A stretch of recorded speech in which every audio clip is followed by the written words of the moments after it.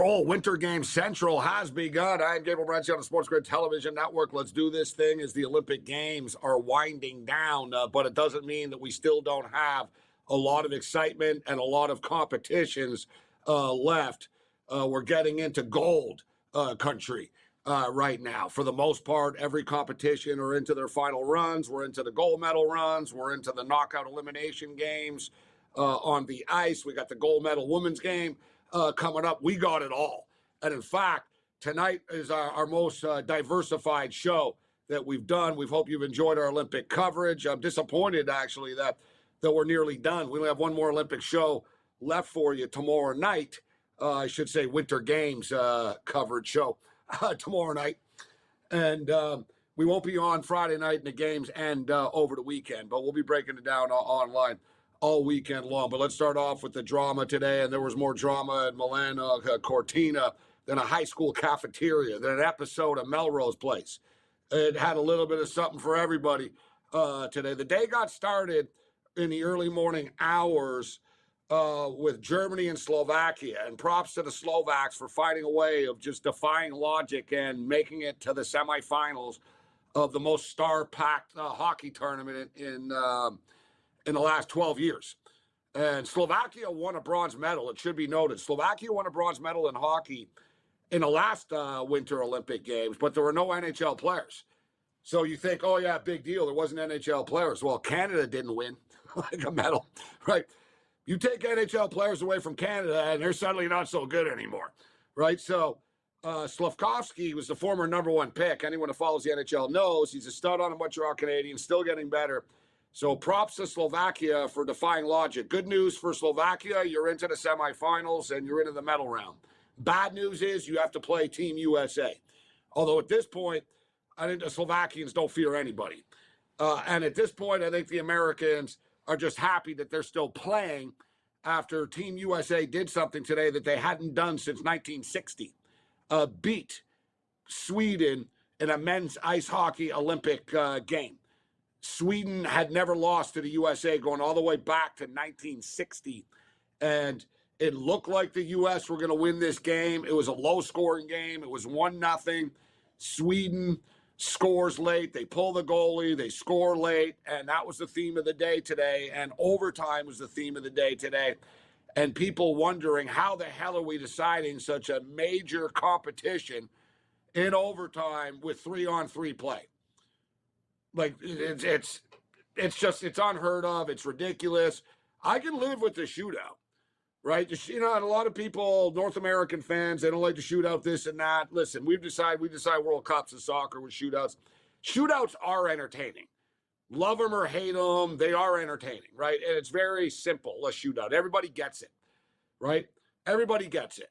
You don't need to be a soccer fan to see, oh my God, this is the World Cup final, and this guy's kicking, he needs to stop the ball. Like, same thing in hockey. Like a shootout, it's like, yeah, he needs to score, he needs to stop it, and it's very sort of, primal, and you understand it. But you get into this 3-on-3 skills stuff, and it's ridiculous. It's stupid that we do it in the NHL. It's even stupider that we do it in the Olympics, and it's even stupider and ridiculous and preposterous and ludicrous and every other S word in the world. And a lot of other words that we can't say, that we're doing this. I understand in the prelims, but these games are just too damn important to be decided by 3-on-3 skills competition and random Russian roulette, right? Whether the puck goes in. It's just basically, and especially in this. And the NHL is different. The NHL, they're kind of stooges and stuff, right? Not everybody's good in here. They're all great players, but it's not the same quality as the Olympics. So there's no way we're ever going to get to a shootout 3-on-3 with the players as fast as they are in the Olympics, right? In the NHL, we get to the shootout often. We're not going to get through it. So you saw every game today that went to the overtime 3-on-3 was basically just hold your breath and hope for the best. It's like bare knuckle fighting. Like both teams just start throwing haymakers, and Canada nearly lost today in overtime. Overtime started 3-on-3. Canada went down the rink, nearly scored. McDavid and Celebrini, I think it was Celebrini, nearly scored right away in overtime on the 3-on-3. And then the puck, it's a counterattack. Boom, it went the other way. And I thought, oh boy, Czechia are about to beat Canada right now. And everybody in the hockey world was waiting for Canada to lose today. And be thankful that the big bad bully got eliminated by the Czechs. But Canada was down but not out. Showed the heart of a champion, right? Down but not out. They were losing the game. There was 3 minutes left. They didn't panic. They scored the game. Nick Suzuki, the Montreal Canadiens, scores the game-tying goal. And then they send it to overtime. And then Mitch Marner, of all people, scores again. Mitch Marner gets it done. And to put in context, like, the pressure that Team Canada is under is nothing like the U.S. Like, they showed overtime today and a bunch of U.S. fans in the stands and stuff. And they were all sort of clapping and smiling and drinking beer and having a good time. Dude, people in overtime in Canada today, like, would have been a collective meltdown if they would have lost. Like, the amount of pressure that Canada is under. And now they get Finland, who, oh yeah, by the way, the Finns are in the Final Four. And the Finns are a pesky group, man. I'll tell you that. All right? Like, Canada, for being the 1 seed, really are not getting any favors here. Playing the Czech Republic and now playing Finland, but it's because of Slovakia. Slovakia won their group, which surprised everybody and made these other teams a lower seed. So Canada's actually playing tougher teams, but the USA had to play Sweden today, so no excuses. Listen, everybody thought the USA and Canada were on a collision course for the gold medal game, and it appears as if, though, that it's still on track right now. It hasn't been easy to get there, but it appears it's still on track. Now, it should be noted, Sidney Crosby got injured, and Dr. David Chow, who is, obviously one of the best in the business of projecting this stuff, has posted a video stating he thinks it's an MCL issue and the type of injury that'll have him out for 3-4 weeks. Not surgery required. I found it interesting that Darren Jagger just tweeted at Dr. David Chow moments ago saying that he finds it to be very strange that a doctor would give a prognosis on the internet. And evidently Darren Jagger's never heard of Dr. David Chow before or the internet before. I mean, there's a business of doctors that do this, and come on, Dregs. So yeah, Darren Jagger, big-time hockey reporter.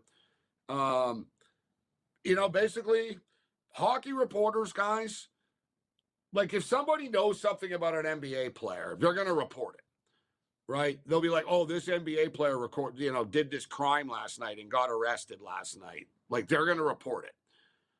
An NHL player gets arrested or something happens scandalous behind the scenes, the media will not report it. They will cover it up. Point blank cover it up.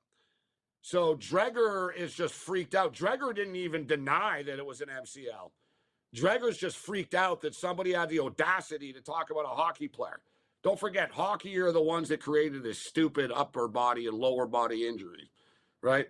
A player can take a puck to the face and have 48 stitches, and an NHL team thinks they're pulling a fast one on you when they tell you he's got an upper body injury. It's like, yeah, we know he's got an upper body injury. We saw him. He got hit in the face with a puck, right? Like, they're the most deceptive. So, like, it's funny that, that the Canadian media are, like, somehow aghast and offended that Dr. David Chow would have the projection. But I tell you what, the Pittsburgh Penguin fans can't be very happy about this. Listen, if you tuned into the show last night, we finally started getting a little bit of groove. We talked about Mikaela Shiffrin winning the women's slalom race. She's been dominant in it. She got it done. It was minus 150 only, but we cashed the ticket. We talked about the French women being dominant, and despite the fact that they were stealing credit cards from each other and stuff like that, that somehow they were a dominant team, and man, they were dominant. I watched the women's biathlon today. Those girls are deadly. Like, I don't know if people realize the biathlon sold 20% of all tickets sold at the Olympics. They sold 200,000 tickets for the biathlon events. If you watch the biathlon, these people should be like killers and hitmen. Like, it's like James Bond stuff. They ski 50 miles an hour, and then they stop in the wind and the snow, and then they hit targets with guns and stuff. And I'm thinking, man, this girl could ski down the hill and just put a bullet between your eyes if she wanted to. Oh yeah, what are you? You're a team Frenchman. No, she can kill you.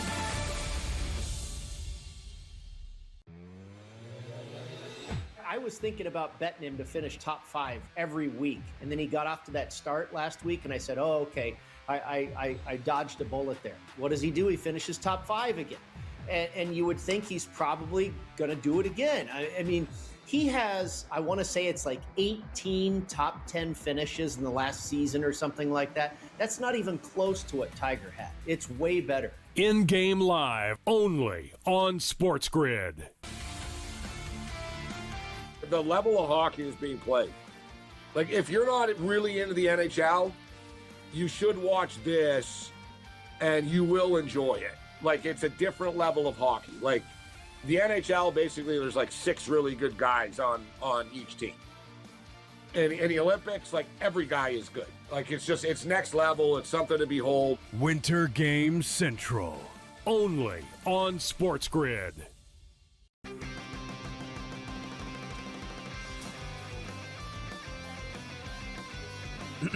Class is in session. Today, let's talk about the teaser. A teaser is a multi-leg bet where you shift the point spread in your favor. You get better numbers, but every selection has to win. It doesn't matter what you bet if you don't have the insights. Tune into SportsGrid and get ahead of the class. You're just trying to always build around what somebody does well. What is the DNA, the nucleus of what they do? Yeah. And everybody who gets to the tour is great at something because they're the top 1% of the 1% of golfers around the world. So I think people sometimes forget that, oh, that won't work. Well, if you'd gone back 15 years, people would look at Scotty Scheffler and probably go, that's not going to work. The Smiley Show, only on SportsGrid.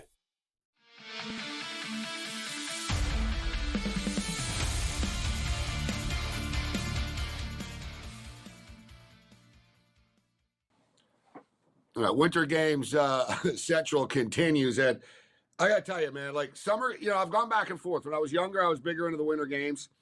And I find the summer games, there's more things to, I don't know if more things to bet on, but, you got the track, you got a hammer throw, like you're sort of like, but the Winter Games are sort of like funner. Like there's these crazy things. And you see it on TV, and I don't think it puts it in context how like crazy some of this stuff is. Like I talked about the Big Air. Right? Like they're doing tricks and stuff. They're already on top of one of the biggest mountains in the world. And on top of that, they're taking an elevator 18 stories high and they're starting from there. It's like, dude, like forget about the ski part and all this. I don't even want to get in the elevator. And in fact, I didn't want to go up on the gondola, up onto the hill, to get on top of the hill in the first place. Right? Like, it's just insane. Like the skiing, Lindsey Vonn, she was going 90 miles an hour when she crashed. Think about that, 90 miles an hour in a car. Think about you're just going 90 miles an hour down a hill. Think about the dude that ran up the hill. He did a mile in 6 minutes running up the hill like, on his skis. Just toof, toof, toof, toof, toof, toof, toof. Like, it's just the freaks of nature, man, that these Winter Olympians really are spectacular. And I like this stuff. Like, and I'll tell you what, I'll just recommend it. They're not paying me to say this, but Bet365 is pretty good with this stuff. And I don't mean the Olympics. Like, Bet365 actually takes bets on alpine skiing during the year. And but the thing is, it's not on North American TV ever, right? We don't follow this stuff in North America, but it doesn't mean it's not happening. Doesn't mean it doesn't exist. All right, so much stuff I want to get to and picks and stuff. Let's start off with the women's figure skating. Say what? Yeah, that's right. Women's figure skating. So women's figures, this is cool that we've got numbers for it right now. And it's the Showcase Showdown tomorrow. This is it. Gold medal winner. The gold medal is being awarded in the women's single figure skating, which is pretty much the marquee event of the Winter Olympics. Let's call it up what it is. Going back to the Kerrigan and the Tanya Hardings and the Russians before. Like, it's another thing, too. The Russians, without Russians around, it's not the same. We can talk about hockey and Russia not being the same. And whatever. I'm not going to deny it. I said before, it's like not having the Dominicans in a baseball tournament. It's not, it is and it isn't. Because Dominicans are better now than Russia are. Like, I don't know, it's like the Puerto Ricans or something. Like, yeah, you're really good, but you're not going to win. Like, you know what I mean? In a tournament. Like, Russia don't win these events. So they can cry about not being in it. They wouldn't have won anyways. But you get into women's figure skating, that's another story. The only thing is they always cheat at that. Like, you know what I mean? They lie about the ages. Or they remember the poor girl They ruined that last one. She was literally like a 14-year-old Russian prodigy. Like Russians are like ballerinas at figure skating. It's their thing. And I forget the girl's name, whatever. Anyone that's hardcore remembers what I'm talking about. It was the last Olympics. She was like 15 years old or whatever, man. And she's like this prodigy, amazing figure skater. And she was juiced up. Like she was on like a bunch of stuff. But what is she going to do? Like she's 15 years old. Like, what do you think? You're going to tell Putin no? Like you're representing, like on that stage, guys, it's that big. You're going to tell the Russian government, no, I'm not going to do this. Like you'll end up in ashes in like Siberia somewhere. Right. And then the girl's life got ruined after. So they're not here. So it opens up the window right now. There's a new, sort of new platform here. And the Japanese girls are the dominant ones now. All right. So basically we've got two girls from Japan, 3 girls from Japan in the top 6 as far as the odds are concerned. The favorite right now to win the gold medal in women's figure skating, and this is tomorrow afternoon, which is prime time in Italy, is Kaori Sakamoto from Japan.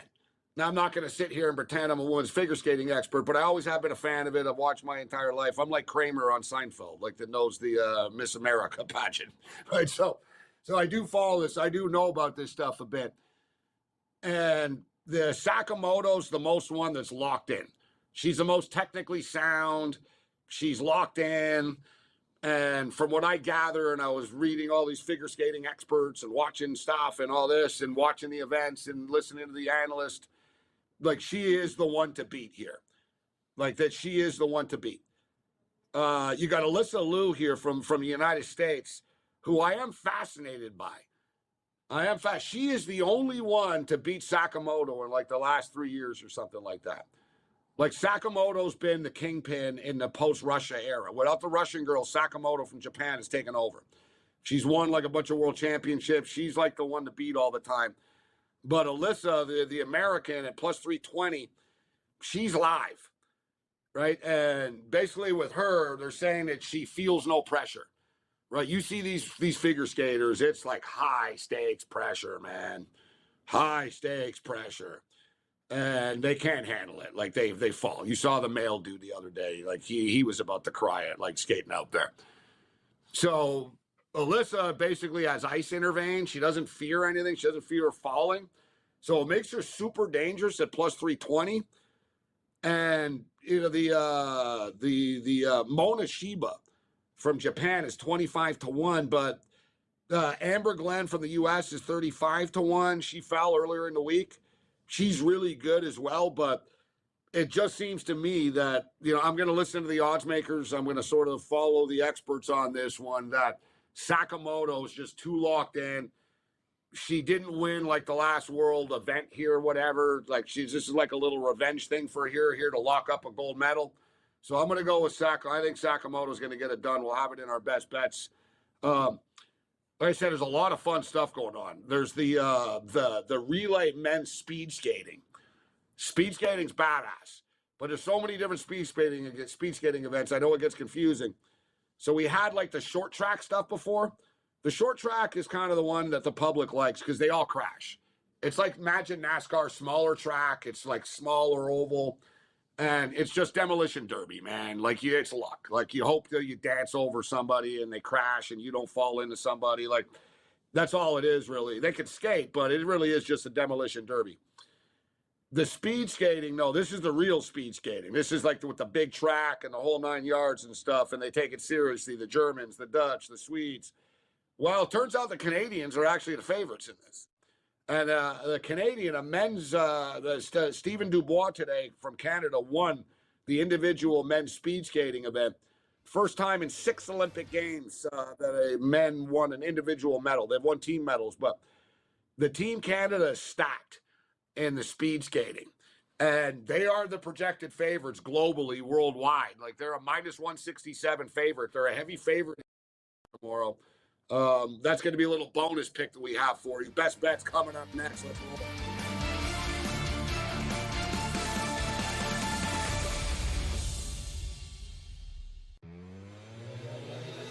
I was thinking about betting him to finish top 5 every week. And then he got off to that start last week, and I said, oh, okay, I dodged a bullet there. What does he do? He finishes top 5 again.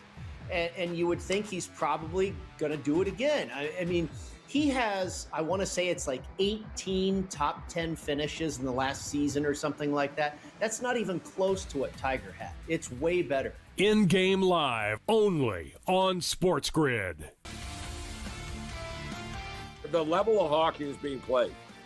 Like, if you're not really into the NHL, you should watch this and you will enjoy it. Like, it's a different level of hockey. Like, the NHL, basically, there's like 6 really good guys on each team. And in the Olympics, like, every guy is good. Like, it's next level. It's something to behold. Winter Games Central. Only on SportsGrid.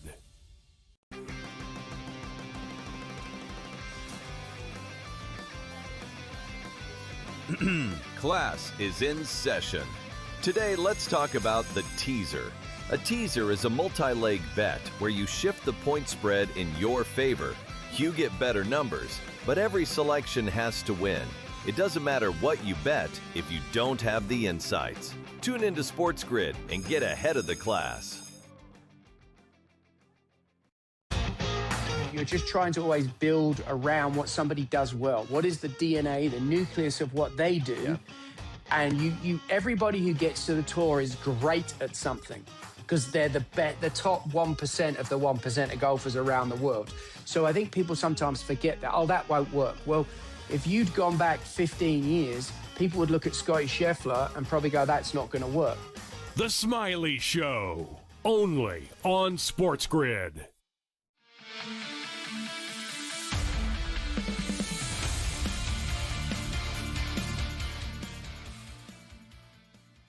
All right, let's roll. We're into our best bets right now. We got quite a few of them, actually, as well. We'll post them online. These events are all starting at different start times. Whatever. What time is it now? We're a couple hours away. The Olympics basically start at, like at 2 in the morning type thing, 1 in the morning. Curling is always the first one up because there's so many curling matches all day. Curling's insane, man. Like, and I like the curling, but even I had to tap out. Because I was like, dude, like, it was like watching the TV show The Walking Dead. It never ends. It's like, yeah, you always think it's going to end. It doesn't end. So it's like, oh, there's like 4 more round robin games. And if they beat them, they'll play them. And it's like, dude, for the love of God, you're telling me we're still not. When are we going to get to this? For the record, the Canadian women have another game coming up. The round robin. They need to win, point blank.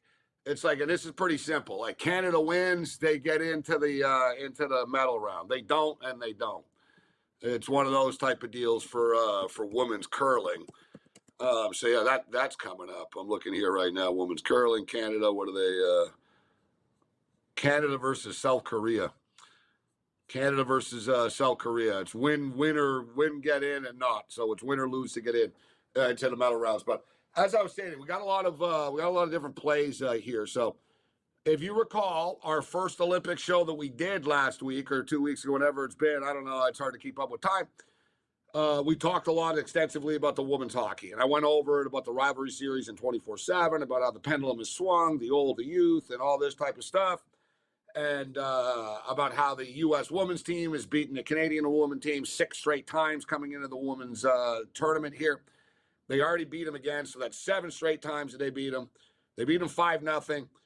I don't know. You know, Canada's going to throw the kitchen sink at them. They're going to be better this time around. Canada did not have their best player either when they played. No excuses. They would have lost anyways, but like, they didn't have their best player. Canada will be better in this game, but I would still comfortably lay the 1.5 goals because of empty netters and stuff. I think it'll be 3-4-0. It could end up being 5-0. One thing, the USA women are ruthless. You have a bunch of young girls. They talk smack and like they are ruthless. So if they can run the score up, they will. I don't know, 5-1, 4-1, lay the 1.5 with Team USA. There's the constant theme with Team USA and Canada playing for the gold in women's. The other sort of third country that's sort of there is Sweden. They're not quite as good, but they are kind of like definitely the third best women's team in the world. And they're playing against Switzerland in the bronze medal game, which they will care about. Like, like the men will be different. NHL players are there to win. It's like the Stanley Cup. If you're an Olympian, getting a bronze medal is cool. And not to mention, you get paid for it. Like, your country pays you and stuff. So, like, the women will want to win. Like, the Swedish women will be happy to win a bronze medal. And because they know they're not beating Canada or the USA, so they're basically playing for a bronze medal. And they know that. So, like, they'll be happy to get the bronze. They will. I think they're going to beat the Swiss. So if you want to parlay, instead of laying the juice with Sweden to win, take Sweden to win the women's hockey game, parlayed with the USA women at -1.5, and it turns into a nice little +139.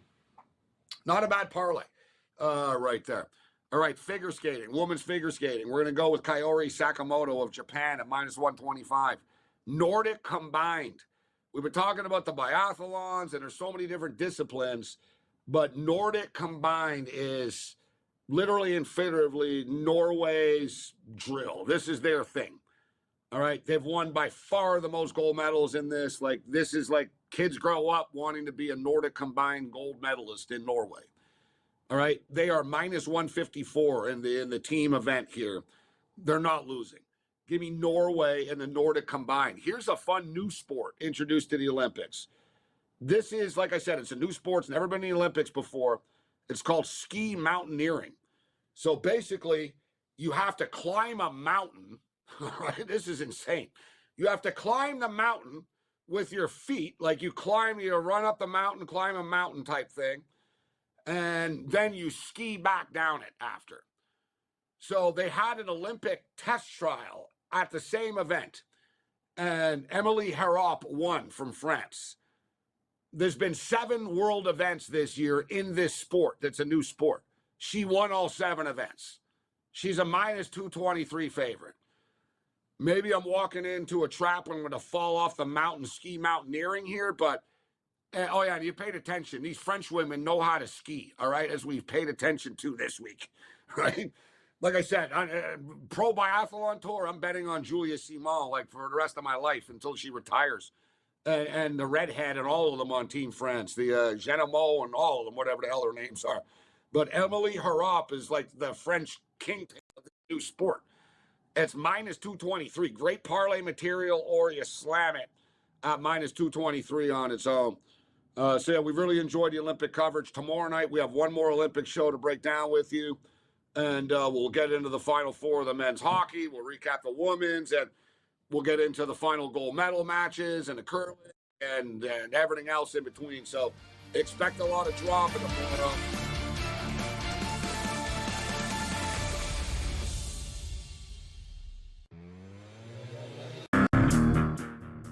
So Bill Belichick. Bill Belichick is dating a woman that is 50 years younger than him. Yes. Okay? Jordan Hatan, as you know, okay? Yes, indeed. And it's disgusting. And it's sick. Yeah. And no joke, where like when Bill Belichick was like 60 years old, she was in nursery school. The Craig Carton Show. Only on SportsGrid. Louis's defense, the best in conference play, which includes the best 3-point shooting percentage against and also 2-point shooting percentage against. You take a look at Loyola's offense, we pointed out to you the worst in conference play, and also they turn the basket over 22% of the time, which basically means 1 out of every 4 times up the court, Joe, they don't even get a shot off. They're going to get their doors blown off tonight. The Early Line. Only on SportsGrid. Obviously, I wanted to play golf. Like, I grew up in England. I came to America on a scholarship because my aspiration was to play the European Tour. And then once I got to America, it was like the PGA Tour. And I think I'd always had kind of this affinity for, like, the swing and coaching and teaching, and tinkering is probably the best way to say it. I'd say that's probably, which is a dangerous road to go, right? The Smiley Show. Only on SportsGrid. Like, Dan, this is going to be a year where we're going to really find out if prediction markets are going to kind of work beyond what we currently know, because while they are expanding and other companies are certainly getting into it, we're getting finally more pushback from states all across the country, and in particular Nevada, Massachusetts, seemingly are trying to lead the forefront. Newswire. Only on SportsGrid.